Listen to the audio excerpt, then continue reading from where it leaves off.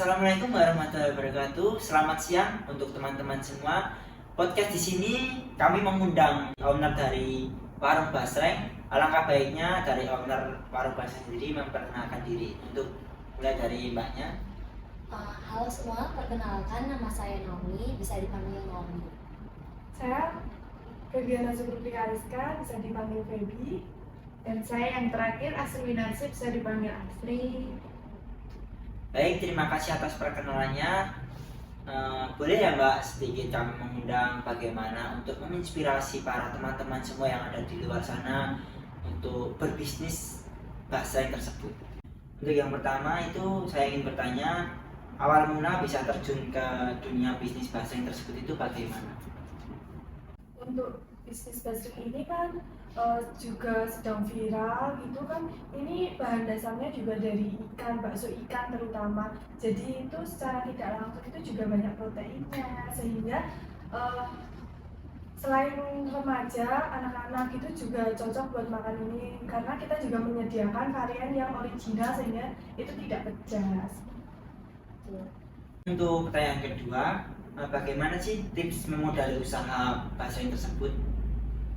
Kalau untuk tips modal basreng sendiri, karena kita hobinya makan, kalau makan bakso terus kan ya bosan ya Mas ya, apalagi cuma berkuah terus kayak gitu.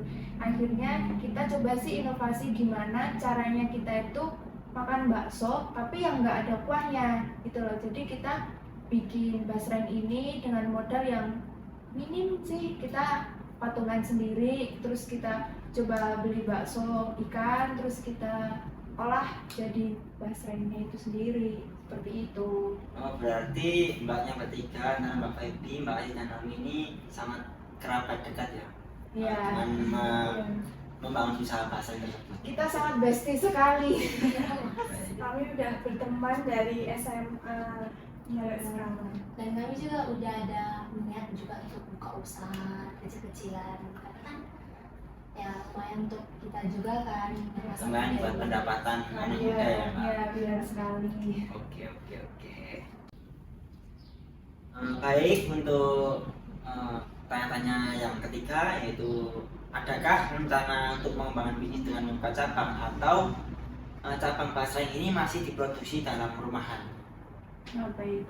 Kalau untuk produksi basreng kita sendiri ini, kita emang masih produksi sendiri ya Mas ya, masih di rumah. Kalau untuk rencana buka cabang, kita belum ada rencana. Tapi kalau untuk membuka store sendiri, kita ada. Tapi untuk jangkanya masih memerlukan waktu terlebih dahulu, soalnya produk kita ini kan produk terbaru. Jadi launchingnya itu belum lama ini, jadi masihlah memerlukan target buat pemasarannya sendiri, seperti itu. Izin masukin juga ya Mas, karena kami juga kan ini baru juga, terus niat kami untuk hari ini dan untuk seterusnya itu kami untuk memasarkan ini dulu ke kayak banyak kayak masyarakat, biar lebih terkenal lagi, biar lebih banyak lagi pemasukan kami, sehingga kami bisa membuka cabang seperti yang Mas tanyakan tadi. Berarti buat basreng ini masih dalam tahap rebranding ya Pak? Iya. Baik, ini pertanyaan terakhir digunakan untuk menutup podcast untuk hari ini.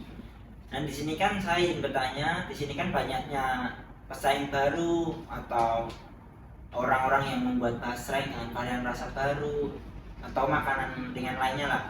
Nah, di sini kan pasti adanya saingan antara produk yang dibuat Mbak Asri, Mbak Naomi, Mbak Febi dengan toko yang lain.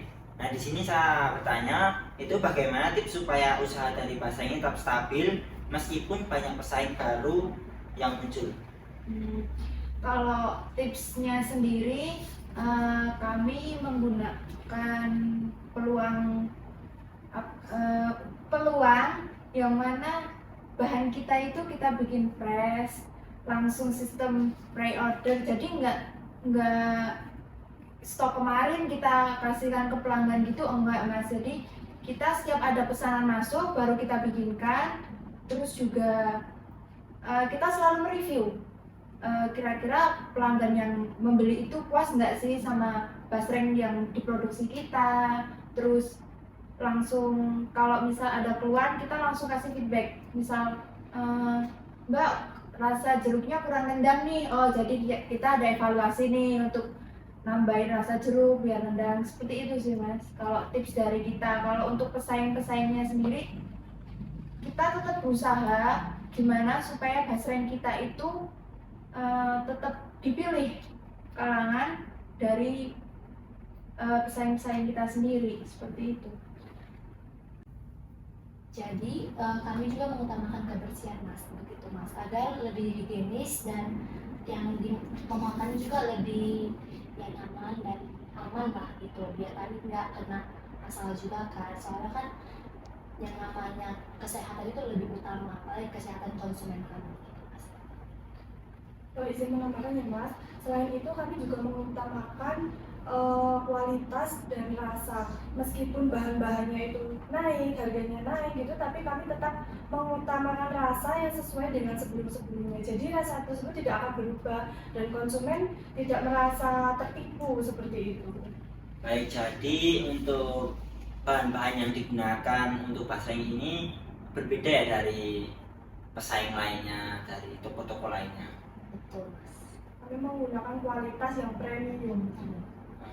Terima kasih kepada Warung Basreng telah hadir dan menginspirasi untuk para remaja yang ingin merintis untuk usaha di makanan ringan ataupun basreng dan lainnya. Semoga dalam podcast ini bisa bermanfaat untuk teman-teman semua.